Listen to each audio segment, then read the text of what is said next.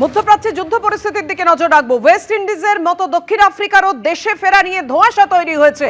কলকাতাতেই আটকে রয়েছেন প্রোটিয়ারা। দুবাই হয়ে ফেরার কথা, কিন্তু যুদ্ধের আবহে সেই উপায় নেই। সিঙ্গাপুর হয়ে ফেরানো যায় কিনা সেটাই খতিয়ে দেখা হচ্ছে। চার্টার্ড ফ্লাইটে ফেরানোর কথাও বিবেচনা করা হচ্ছে। মধ্যপ্রাচ্যে যুদ্ধের পরিস্থিতির জেরে ওয়েস্ট ইন্ডিজের মতো দক্ষিণ আফ্রিকারও দেশে ফেরা নিয়ে ধোঁয়াশা তৈরি হয়েছে। কলকাতাতেই আটকে রয়েছেন প্রোটিয়ারা।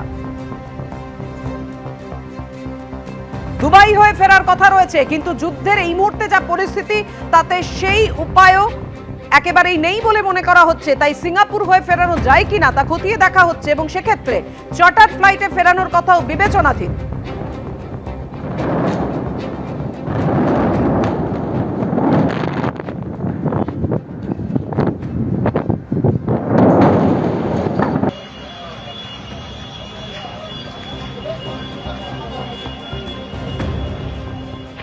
আসি পরের খবরে।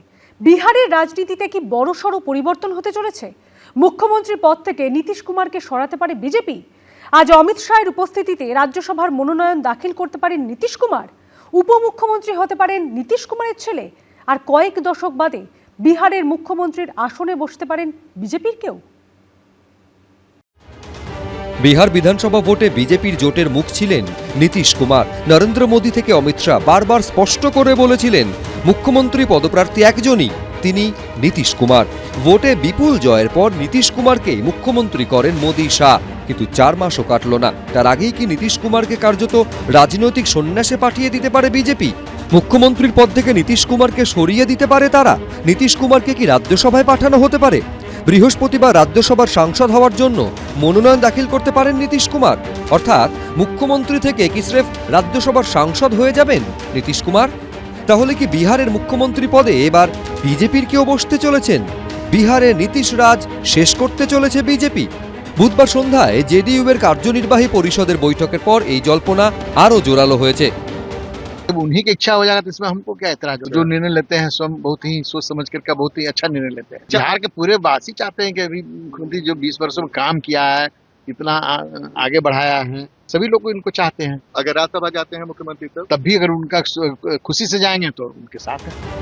পিটিআই সূত্রে খবর, সমঝোতার শর্ত মেনে নীতিশ কুমারের ছেলে নিশান্ত কুমার বিহারের উপমুখ্যমন্ত্রী হতে পারেন।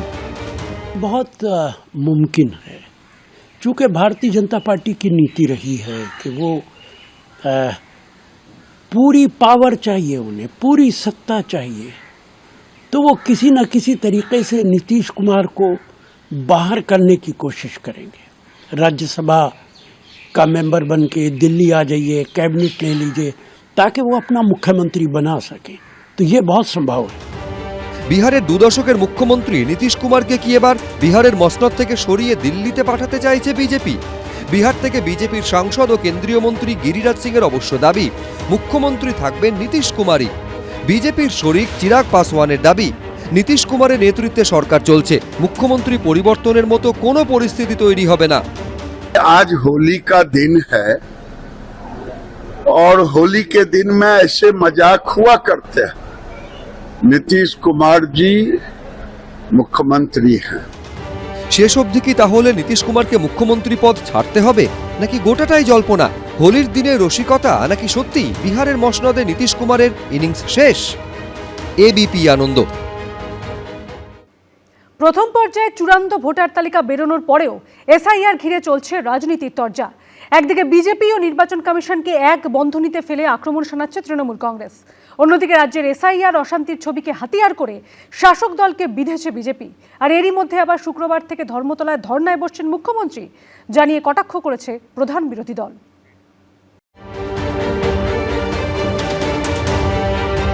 যুদ্ধ, অসংখ্য মৃত্যু, শেষ হয়ে যাচ্ছে শিশুরা, সন্তানহারা মায়েদের কান্না, টাকা ও অস্ত্রের আস্ফালন, যুদ্ধবাজদের দাপাদাপি, স্বৈরতন্ত্রের নির্মম পরিণতি। মধ্যপ্রাচ্যে যখন এই ছবি, তখন এই রাজ্যে এসআইআর যুদ্ধ চলছে। এসআইআর কেন্দ্রিক যে আশঙ্কার মেঘ, যেভাবে এত মানুষকে বিজেপির নির্দেশে অনিশ্চয়তার মধ্যে ঠেলে দিয়েছে নির্বাচন কমিশন, তার জেরেই এই মৃত্যু। আমাদের জেনুইন ভোটারকে বিজেপির নাম ব্যবহার করে যেভাবে তৃণমূল কংগ্রেস ভোটার লিস্ট থেকে বাদ দিয়েছে, সেই শুনানিগুলো সম্পূর্ণ না করে পশ্চিমবঙ্গে নির্বাচন করা যাবে না। আন্দোলনের ঝাঁজ আরো বাড়িয়ে শুক্রবার ধর্মতলায় ধর্নায় বসতে চলেছেন খোদ মমতা বন্দ্যোপাধ্যায়, জানিয়ে এখন থেকেই রাজ্য রাজনীতির পারদ চড়তে শুরু করেছে। আতঙ্ক এবং মৃত্যু মিছিলের প্রতিবাদে শুক্রবার বেলা 2টো থেকে ধর্মতলায় ধর্না শুরু করছেন মমতা বন্দ্যোপাধ্যায়। মুখ্যমন্ত্রী ধর্নার রাজনীতি শুরু করবেন কি মুখ্যমন্ত্রী ম্যারাথন দৌড়ের রাজনীতি শুরু করবেন? এটা মুখ্যমন্ত্রীর ব্যাপার, আর উনি তো এরকম করে থাকেন। আমরা মুখ্যমন্ত্রী কি করছেন সে ব্যাপারেও চিন্তিত না। এই প্রেক্ষাপটে রবিবার নির্বাচন কমিশনের ফুল বেঞ্চের সঙ্গে পশ্চিমবঙ্গে আসছেন মুখ্য নির্বাচন কমিশনার জ্ঞানেশ কুমার। আমি তো প্রথম দিন থেকে বলে এসেছি জ্ঞানেশ কুমারকে দিল্লিতে থাকলে হবে না, কারণ 12 রাজ্যে এসআইআর চলছে, তার মধ্যে ব্যতিক্রম পশ্চিমবঙ্গে। এত হল্লা কোথাও নেই, এত মৃত্যু কোথাও নেই। যেহেতু এটা ব্যতিক্রমী রাজ্য, এগিয়ে বাংলা, সেজন্য জ্ঞানেশ কুমারকে এখানে আসতে হবে। তিনি আসছেন, আমি জেনে খুশি।